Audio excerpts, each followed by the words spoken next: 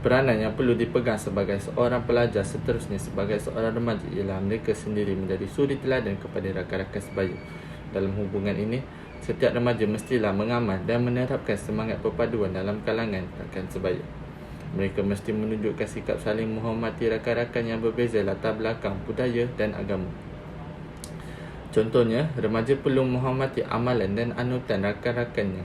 Di samping itu, mereka perlu mengelakkan diri daripada membangkitkan isu yang sensitif dan dapat menaikkan kemarahan rakan-rakannya dari bangsa dan agama yang lain. Setiap perselisihan pendapat hendaklah diatasi secara bijaksana dan berhemah. Bab kata pepatah, seperti menarik rambut dalam tepung, rambut tidak putus, tepung tidak berselerak. Oleh yang demikian, remaja perlu menjadi suri teladan untuk memupuk perpaduan.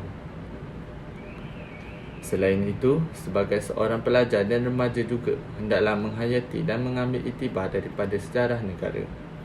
Hal ini demikian kerana banyak peristiwa yang berlaku dalam sejarah tanah air yang dapat dijadikan iktibar supaya sesuatu yang buruk dapat dihindar. Sebagai contoh, tragedi 13 Mei 1969 merupakan satu detik hitam dalam sejarah yang berlaku akibat semangat perpaduan yang rapuh dalam kalangan masyarakat berbagai kaum.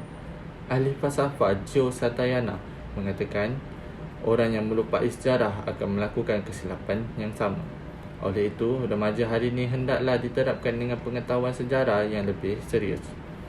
Dengan mempelajari, memahami, menghayati dan mengambil iktibar daripada sejarah, maka mereka akan menjadi warga negara yang lebih bertanggungjawab, rasional dan berhemah tinggi dalam kehidupan di dalam sebuah negara. Jadi remaja mestilah mengambil iktibar daripada sejarah sebagai pemangkin semangat perpaduan yang jitu.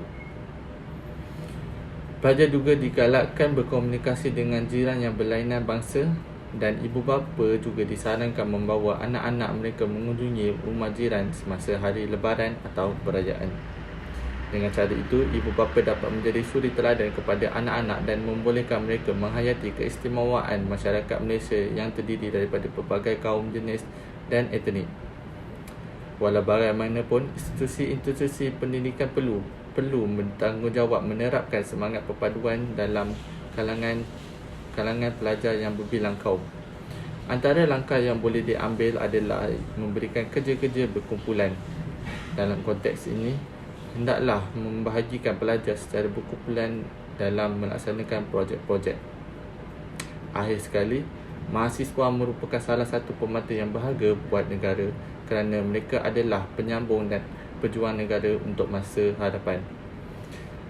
Sifat dan sikap menghormati perlu dipupuk dalam dan disemai di dalam diri setiap mahasiswa, tidak kira Melayu, Cina, India, Kurdistan atau yang lain-lain.